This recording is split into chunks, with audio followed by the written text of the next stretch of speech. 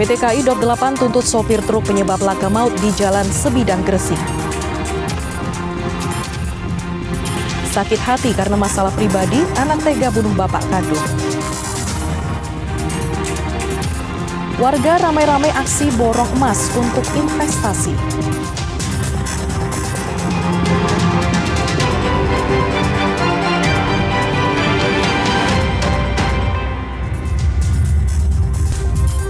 Halo saudara, apa kabar Anda hari ini? Kita berjumpa lagi dalam Kompas Jatim. Selain 3 informasi utama tadi, tim redaksi kami telah menyiapkan sejumlah informasi yang penting dan inspiratif lainnya. Bersama saya Vina Putri, kita jelang Kompas Jatim di Kompas TV, independen terpercaya.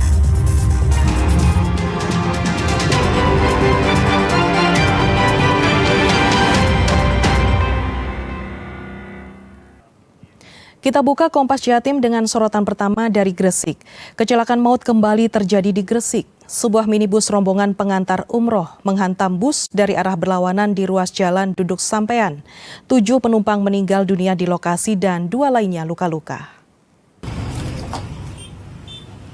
Sebuah minibus berpenumpang 7 orang terlibat kecelakaan di ruas jalan Duduk Sampean, Gresik, Kamis 10 April pagi. Minibus Isuzu Panther bernopol DK1157 FCL itu adu banteng dengan bus penumpang dari arah sebaliknya. Minibus yang berisikan 7 penumpang mengalami selip dan menghantam bus bernopol S7707 UA. Seluruh penumpang minibus meninggal dunia di lokasi kejadian dan sudah dibawa ke Rumah Sakit Ibnu Sina untuk diautopsi. Berdasarkan olah tempat kejadian perkara atau TKP, kecelakaan maut diawali minibus yang mencoba mendahului kendaraan dari kanan. Minibus mengalami selip dan adu banteng dengan bus tak dapat terelakkan. Kita juga telah mengecek, kita sisir dari CCTV milik warga yang ada di sekitar TKP.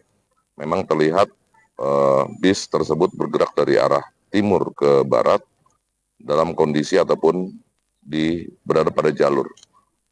Nah, ini yang masih terus kami dalami. Saat ini tim TAA sedang bekerja untuk mendalami dan mencari tahu sebab terjadinya kecelakaan, mulai dari pergerakan kendaraan Panther, kendaraan bis, sehingga sampai terjadi kecelakaan di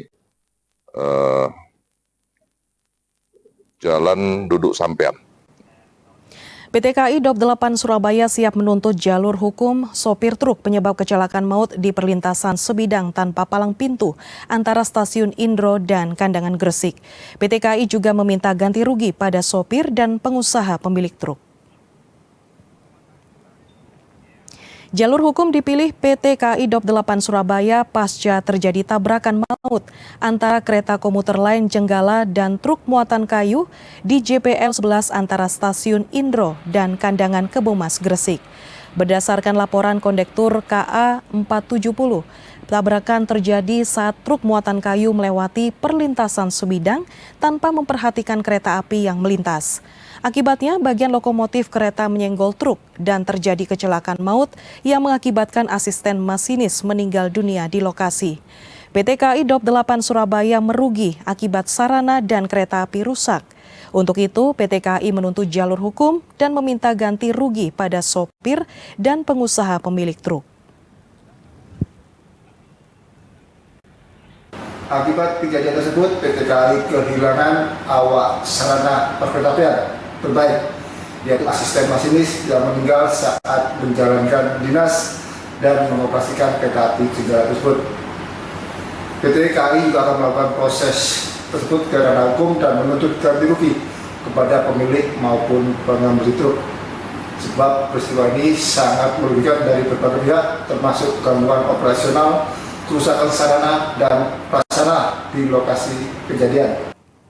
Seperti diinformasikan Kompas TV, kereta api komuter lain jurusan stasiun Indro, stasiun Pasar Turi KA Jenggolo menabrak truk di perlintasan tanpa palang pintu di Kelurahan Tenggulunan, Kecamatan Kebomas, Gresik, Selasa 8 April malam. Akibatnya seorang asisten masinis meninggal karena kepalanya terjepit kereta.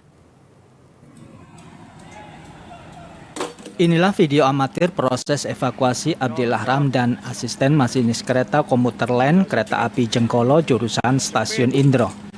Kereta tersebut menabrak truk bermuatan kayu gelondongan di perlintasan Tampa Palang Pintu, Kelurahan Tenggulunan, Kecamatan Kebomas, Gresik.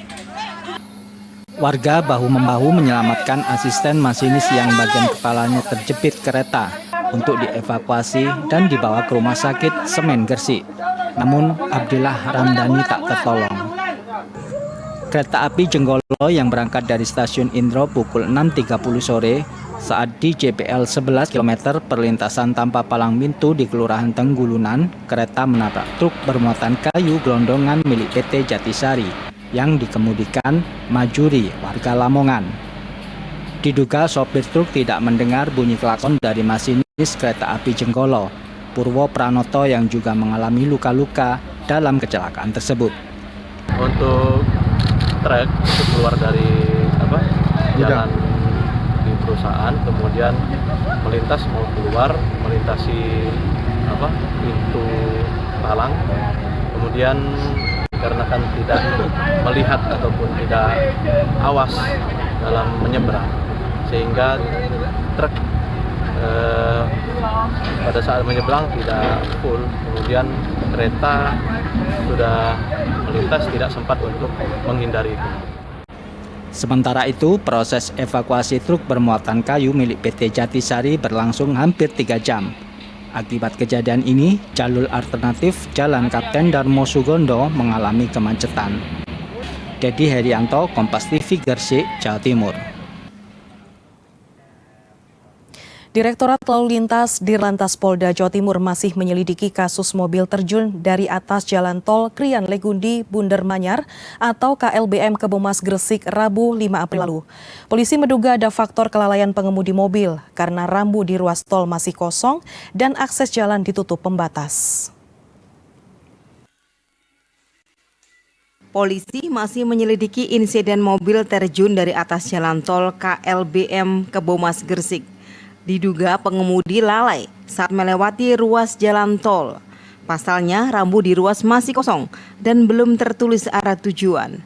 Ruas jalan tol juga ditutup pembatas yang menandakan ruas belum difungsikan.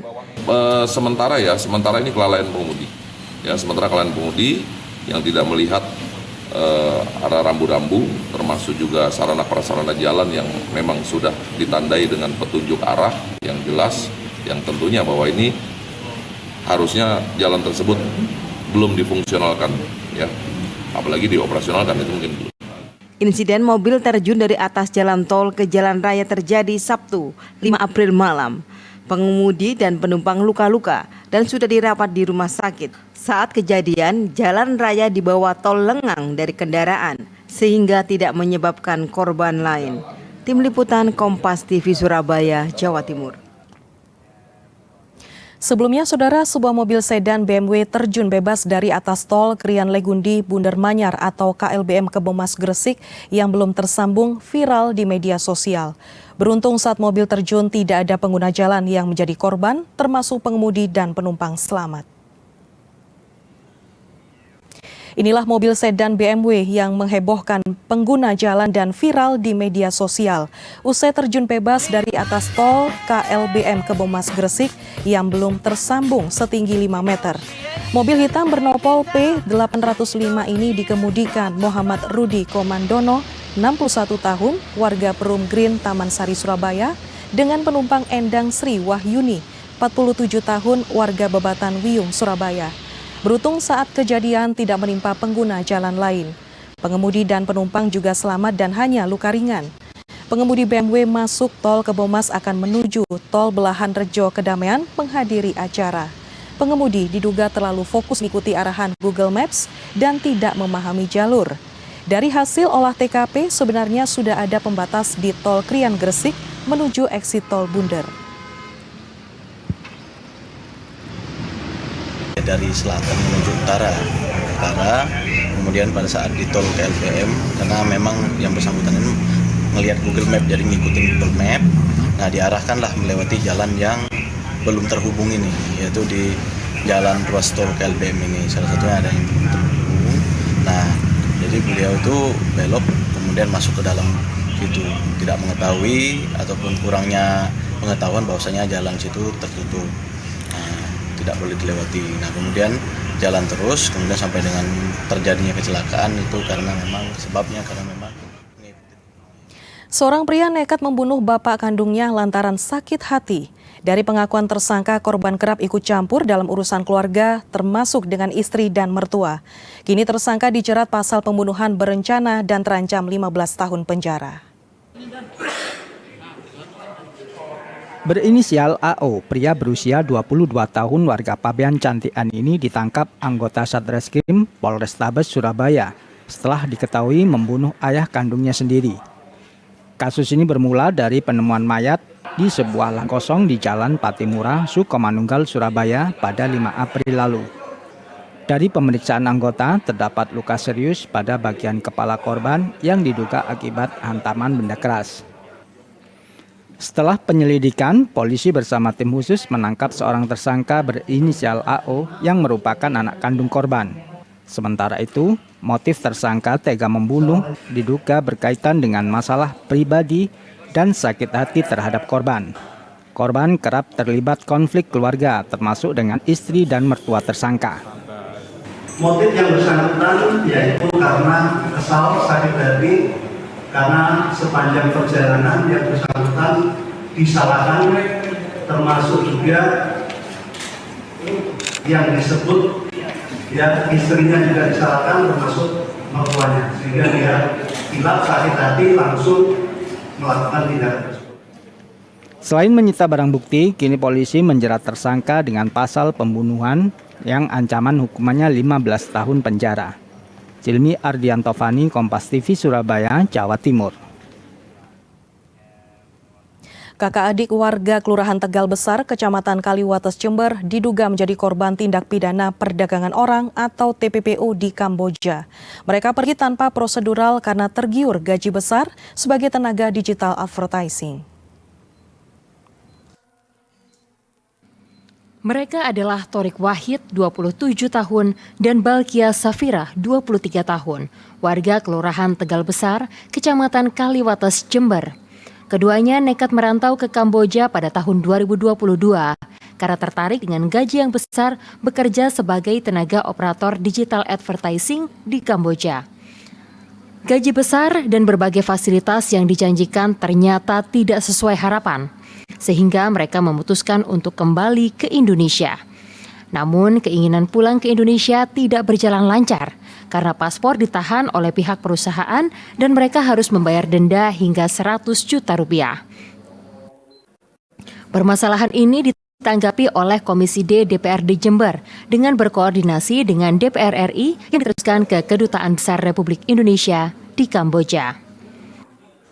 Kebetulan kami langsung akses ke KBRI di Kamboja dan kemudian dengan Pak Niko Sihaan juga kami dibantu oleh Asperinya Pakuan sebagai sekretaris dari Banteng Muda Indonesia DPP dan juga dengan para stakeholder. Kemudian kami juga akan melakukan upaya-upaya bagaimana bisa di backup juga oleh Disnaker Provinsi karena kami juga ada teman juga yang membantu kami. Menurut Titik Suhartini, ibu korban dugaan TPPO, kedua korban mendapatkan ancaman dibunuh jika memberitahukan permasalahannya kepada keluarga yang dibuktikan dengan percakapan WhatsApp dengan ibunya. Mereka pun akhirnya melarikan diri dari tempat penampungan ke Kedutaan Besar Republik Indonesia di Kamboja. Keluarga menginginkan pihak pemerintah turun tangan dan memulangkan Torik Wahid dan Balkia Safira ke Indonesia. Ya awalnya diajak kerja di digital advertising itu katanya dijanjikan dengan mungkin iming-iming biaya gaji yang besar ya Mas ya. Terus kemudian nyampe di Kamboja setelah 2 tahun kan tidak sesuai gitu loh Mas. Terus sekarang anak-anak itu intinya pingin pulang ke Indonesia gitu Mas. Sempat berkomunikasi Bu? Sempat berkomunikasi. Apa katanya Bu? Apakah ada ancaman atau bagaimana? Ada ancaman dari pihak perusahaan adminnya itu kalau tidak salah akan dibunuh anak saya dan keluarganya juga. Sementara itu, Dinas Tenaga Kerja Kabupaten Jember sudah melakukan upaya berkoordinasi dengan pemerintah pusat bahwa kedua pekerja migran Indonesia sudah berada di Kedutaan Besar Republik Indonesia di Kamboja. Dari data Dinas Tenaga Kerja Kabupaten Jember, kakak beradik ini bekerja di luar negeri, berangkat tanpa prosedural. Tim Liputan Kompas TV, Jember, Jawa Timur. Harga komoditas bahan pangan turun pasca Lebaran. Usai jeda informasinya, tetaplah bersama kami.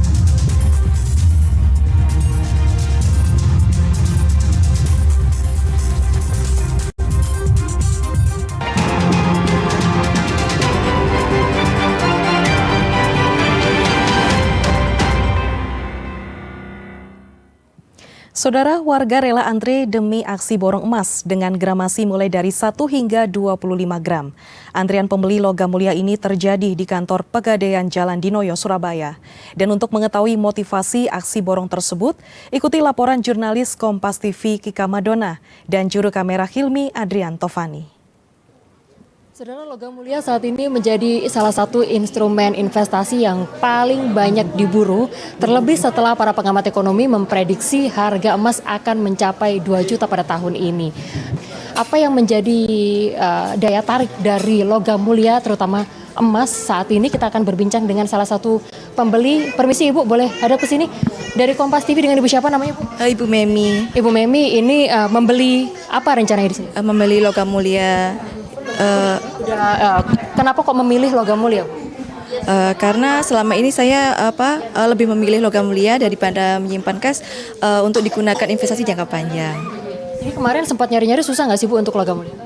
Alhamdulillah enggak sih, di sini saya udah biasa beli di sini aja. Oke, terima kasih banyak untuk waktunya bersama kami di Kompas TV. Nah, kalau kita berbicara mengenai saat ini logam mulia memang sangat diburu oleh masyarakat, dan bagaimana dengan stoknya? Karena kalau tadi berdasarkan pantauan kami ada beberapa masyarakat atau para pembeli yang harus waiting list atau menunggu sesuai dengan antrian untuk mendapatkan logam mulia yang mereka harapkan. Di samping saya sudah ada Bapak Imam Suhadi, Branch Manager dari Pegadaian Dinoyo Surabaya. Selamat siang Pak. Dari Kompas TV. Ya, ini terkait dengan hari ini, untuk sebanyak apa sih Pak pembeli logam mulia di akhir-akhir ini Pak? Ya, saya melihat antusiasme masyarakat untuk memiliki emas itu luar biasa. Karena saya juga dari customer yang hadir di Galeri 24 itu selama 3 hari ini kayaknya ramai banget gitu ya. Bahkan antriannya kalau kita lihat ada di unitnya Mer sana, Galeri 24. Kebetulan ini kan gabung sama Pegadaian Dinoyo, yang di Mer itu sampai di luar-luar antrinya, kayak gitu. Ini artinya kalau untuk gramasinya sendiri yang paling banyak diminati oleh masyarakat untuk yang berapa gram? Ya, untuk saat ini informasi yang saya terima itu 1 gram, 2 gram, 5 gram, 10 gram, 25 gram itu paling banyak diminati. Satu lagi Pak, terkait dengan stok, ini apakah bisa dipastikan kebutuhan dari masyarakat atau para pembeli ini bisa terpenuhi? Ya, insya Allah kalau stok kita nggak akan kehabisan lah. Nanti kalau memang customer katakanlah menginginkan ya, sambil menunggu stok mungkin bisa dengan cara mencicil. Menurut saya itu sih yang lebih bisa kita tawarkan ke masyarakat kayak gitu. Baik, terima kasih untuk waktunya bersama kami Pak Imam Suhadi. Ya, untuk logam mulia saat ini memang banyak dipilih masyarakat karena memang low risk atau memiliki resiko yang cukup rendah, terutama di tengah ketidakpastian situasi ekonomi seperti yang terjadi saat ini. Kika Madona, Hilmi Adrian Tovani, Kompas TV, Surabaya. Harga bumbu dapur dan daging ayam di pasar tradisional Tanjung Jember turun pasca Idul Fitri. Harga sejumlah bahan pangan ini turun karena pasokan bumbu dapur dan daging ayam melimpah di pasaran.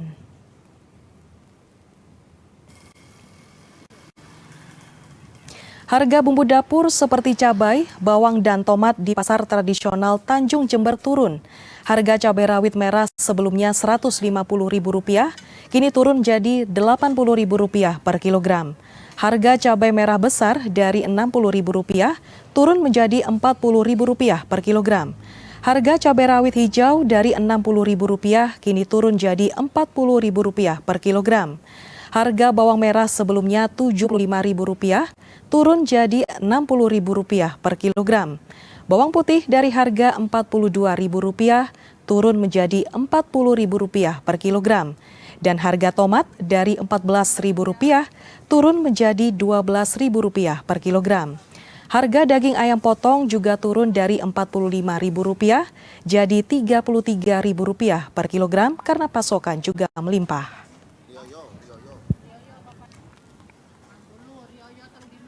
Harga bumbu dapur sekarang menurun. Banyak yang turun ya? Ya, banyak yang turun. Apa saja Bu? Salah satu. Ya, kayak lombok besar ini turun sudah. Berapa Bu? 40.000. Sebelumnya berapa? Sebelumnya ya 50, 60. Cabai rawit merah? Cabai rawit merah ini 100. Sebelumnya berapa Bu? Sebelumnya 150, hampir 200. Ya bagus sekali lah, namanya ibu-ibu 1.000, 2.000 aja dihitung Mas. Artinya bisa buat tabungan. Iyalah, paling enggak kan alhamdulillah kalau sisanya itu bisa buat beli Mas ya. Di Kota Kediri, harga komoditas sayur di pasar tradisional juga berangsur turun pasca Hari Raya Idul Fitri. Penurunan harga terjadi karena berkurangnya minat konsumen untuk membeli komoditas sayur. Harga komoditas sayur di pasar Setono Betek, Kota Kediri ini mulai berangsur turun sejak 3 hari terakhir. Seperti sayur kangkung dan sawi, turun harga hingga 50%.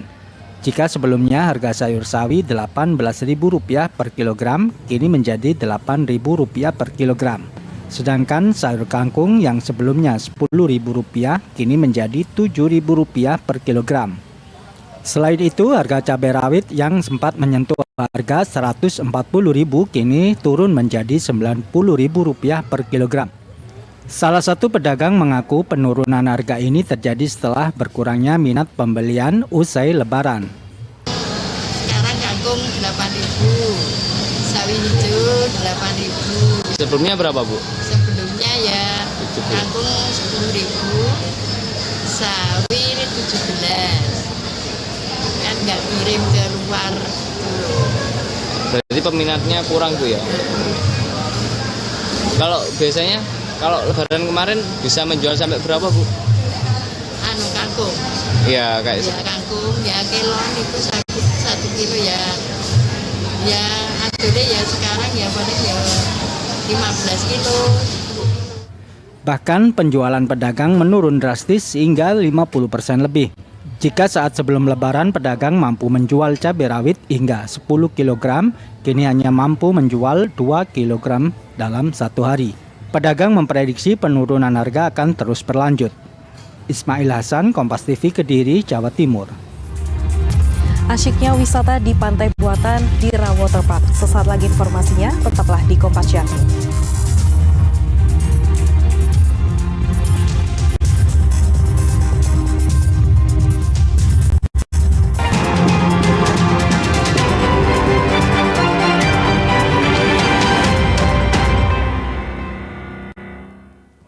Saudara, wisata pantai buatan di Rawa Waterpark di Jember menjadi favorit warga berlibur bersama keluarga maupun teman. Salah satunya karena faktor keamanan. Sensasi terjangan ombak layaknya deburan pantai membuat pengunjung asyik mandi dan bermain dengan aman dibanding pantai alami. Dan informasi ini sekaligus menutup jumpa kita di Kompas Jatim hari ini.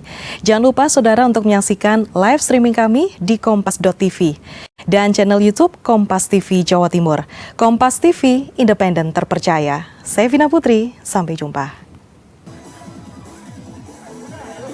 Ombak di kawasan pantai saat musim angin kencang membahayakan keselamatan nyawa pengunjung, membuat wisata pantai buatan atau dikenal dengan nama di Rawa Waterpark di Kecamatan Kencong, Jember lebih diminati para pengunjung karena keamanan lebih terjamin. Di tempat ini mereka bisa menikmati ombak buatan, hamparan pasir, dan kursi santai, seperti kondisi pantai alami. Ratusan pengunjung dari berbagai usia, mulai anak-anak hingga dewasa, asik mandi dan bermain di tengah deburan ombak buatan. Hal ini membuat pengunjung seolah-olah terombang-ambing di tengah lautan sesungguhnya. Untuk memberikan rasa aman dan nyaman, pengelola wisata menempatkan tim keamanan di sejumlah titik keramaian dan juga wahana pantai buatan. Sengaja menyajikan wahana dua tempat ini yang kebanyakan khusus bagi anak-anak dan keluarga. Paling ramai di wahana ini adalah wahana kolam ombak, juga wahana flamingo dan waterboom. Gelombang ombak buatan ini tak sebesar pantai sebenarnya, namun saat menerpa mampu membuat adrenalin naik dan menghibur pengunjung.